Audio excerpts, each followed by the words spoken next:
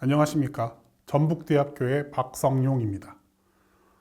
이번 시간에는 2000년대 한국의 정치와 경제에 대해서 살펴보겠습니다. 국제적으로는 9.11 테러라는 큰 사건이 발생하는데 9.11 테러 이후 미국은 보다 일방주의적인 대외 정책을 강화하는 모습을 보이게 됩니다. 이는 2000년대 중후반 이후 미국의 국제사회에서의 영향력 축소를 촉발하게 됩니다. 한편 2000년대 경제 분야를 필두로 점진적으로 정치와 군사 분야에서 중국의 부상이 두드러지게 나타나는 시기가 2000년대입니다. 경제적으로는 2000년대 말 세계 금융 위기를 겪으면서 미국과 서방 선진국들의 경제적 패권이 악화되는 시기이기도 합니다. 이 시기 한국은 노무현 정부와 이명박 정부가 들어섰는데 이 두 정부를 중심으로 한국의 정치적 변화를 살펴보도록 하겠습니다. 경제적으로는 IMF 구제금융 위기를 극복하고 한국 경제가 회복을 하게 됩니다. 특히 2000년대 말 세계 금융 위기 상황에서 서방 경제 선진국에 비해 상대적으로 양호한 경제적 모습을 보이기도 합니다. 이에 따라서 IMF 위기 극복과 한국의 경제 상황, 주요 산업을 중공업과 첨단 산업으로 나누어 살펴보고자 합니다. 이번 차시는 2000년대 국제 정세에 대해서 살펴보도록 하겠습니다. 2000년대 국제 정세에서 가장 큰 사건은 9.11 테러라고 할 수 있습니다. 2001년 9월 11일 알카에다는 미국에 대해 연쇄적인 테러 공격을 시행하면서 국제 정세에 큰 파장을 일으키게 됩니다. 미국은 테러와의 전쟁을 선포하고 두 차례의 전쟁을 감행하게 됩니다. 이와 함께 2000년대 중국의 부상도 주목할 만한 점으로 향후 첨예한 미중 경쟁의 기본적 토대가 구축되던 시기가 2000년대입니다. 경제적 측면에서는 2000년대 경제적 다극화가 나타나고 미국의 경제가 상대적으로 쇠퇴하게 됩니다. 2000년대 후반 나타난 세계 금융 위기로 인해 미국의 경제적 패권이 약화되고 중국이 세계 경제의 중요한 플레이어로 나타나게 됩니다. 더불어 신흥 경제 세력의 빠른 성장 역시 기존 경제 선진국 중심의 글로벌 경제 체제의 변화를 촉진하게 됩니다. 먼저 9.11 테러에 대해서 살펴보도록 하겠습니다. 9.11 테러는 2001년 9월 11일 빈 라덴이 이끄는 테러 조직인 알카에다가 미국 뉴욕의 세계무역센터와 워싱턴에 위치한 국방부 건물인 펜타곤에 행한 자살 테러 사건을 지칭합니다. 알카에다는 1979년 소련 아프가니스탄 전쟁에서 싸운 무자헤딘의 근원을 두고 있으며 1988년에 창설되었다고 논의가 되고 있습니다. 성격은 이슬람 근본주의 무장 테러 조직입니다. 지도자 빈 라덴은 사우디아라비아의 석유 재벌 집안에서 태어났습니다.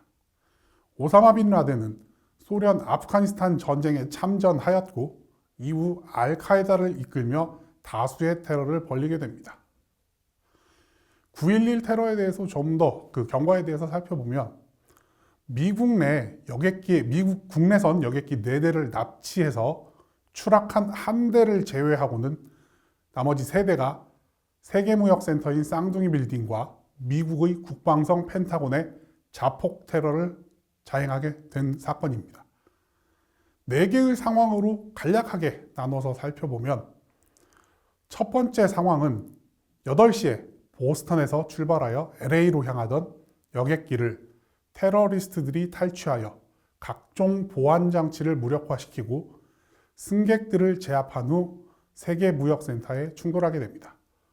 두 번째 상황은 8시 42분 뉴워크 공항에서 출발해 샌프란시스코를 향하던 비행기를 탈취했지만 자살 테러에는 실패해서 결과적으로는 이제 피츠버그 인근 숲에 비행기가 추락을 하게 됩니다.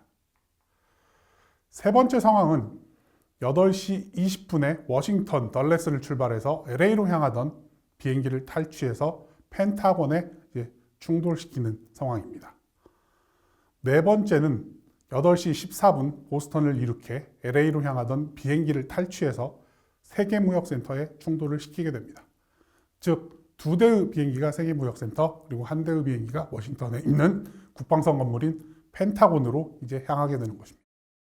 이 사건으로 3천여 명의 사망자와 6천여 명 이상의 부상자가 발생하게 됩니다. 약 42조의 경제적 손실이 야기되었으나 미국 및 글로벌 차원에서 가시적인 피해 이외에도 각종 경제활동 및 재산상의 피해를 합하면 추산이 어려울 정도의 피해라고 말할 수 있습니다. 9.11 테러의 원인에 대해서는 많은 얘기들이 나타나고 있습니다. 종합을 해본다라면 미국의 친이스라엘 정책, 미국의 무슬림에 반하는 정책 및 지원 등이 알카에다 측면에서는 이제 그 9.11 테러를 자행하게 된 원인이라고 볼 수가 있습니다. 미국의 유명한 학자인 노암 촘스키 같은 경우는 이제 미국의 일방주의적 패권 추구가 9.11의 원인이라고 말하고 있습니다.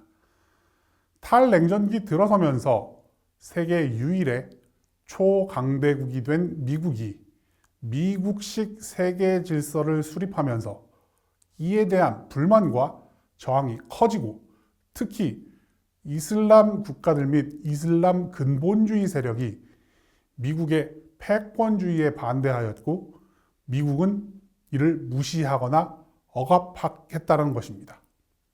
미국은 9.11 테러 이후 보다 공격적인 안보 정책으로 변화를 하게 됩니다.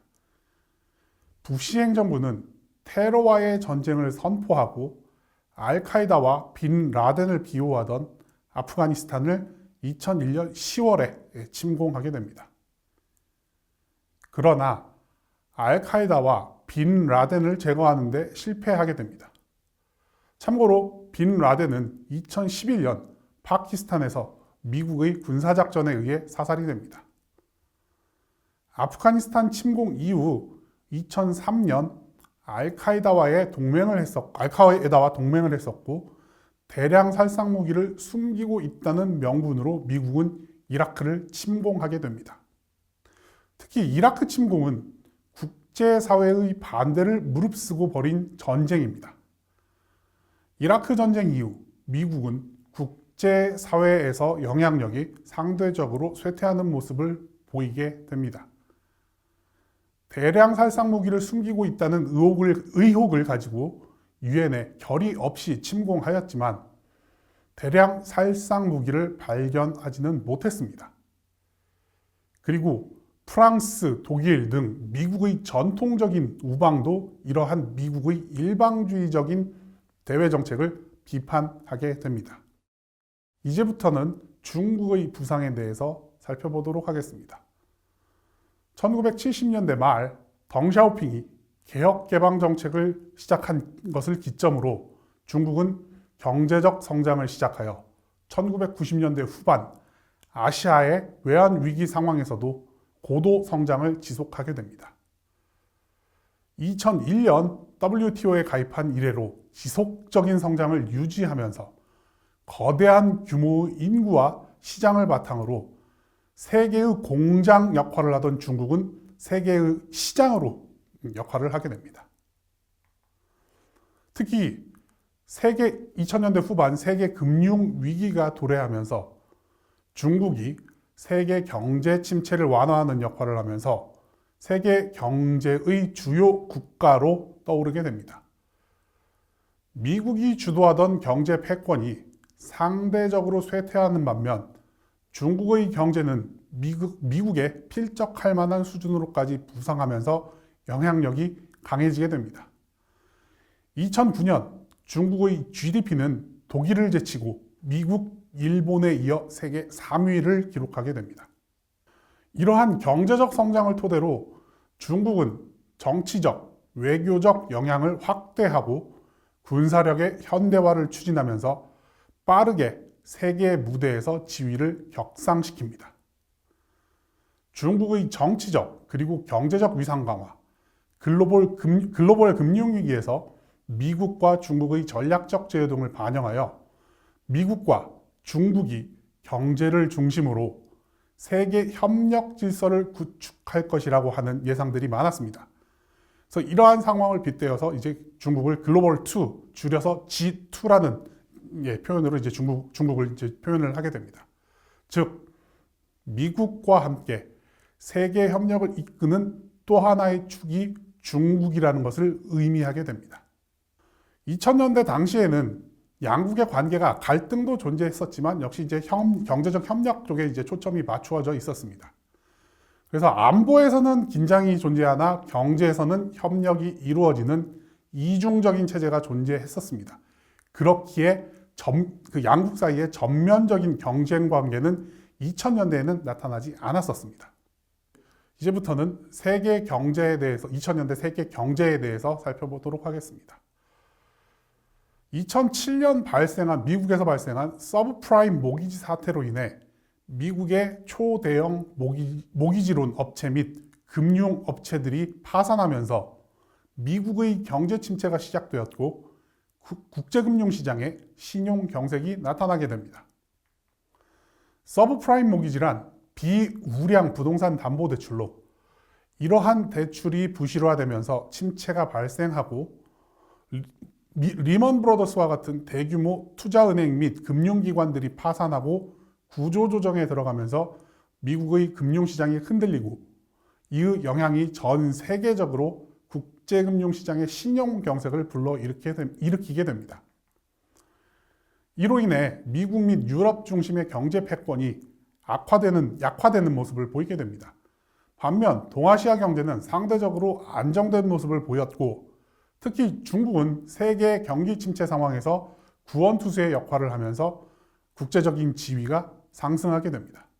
이와 함께 월드뱅크나 IMF와 같은 글로벌 경제금융기구의 영향력이 약화되는 모습을 보이게 됩니다. 신흥 경제 세력의 등장 역시 주목할 만한 사건인데 기존 경제 선진국들 중심의 체제를 변화시키는 데 큰 역할을 하게 됩니다.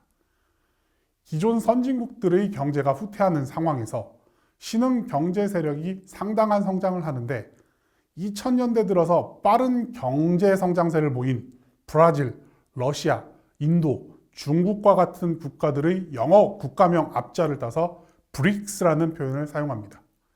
이 용어는 2001년 미국의 투자회사인 골드만삭스 보고서에 이제 처음 사용이 되기 시작했습니다. 이들 4개 국가는 2006년부터 비공식적인 외무장관 회의를 시작한 데 이어 2009년에는 첫 번째 정상회의를 개최하게 됩니다.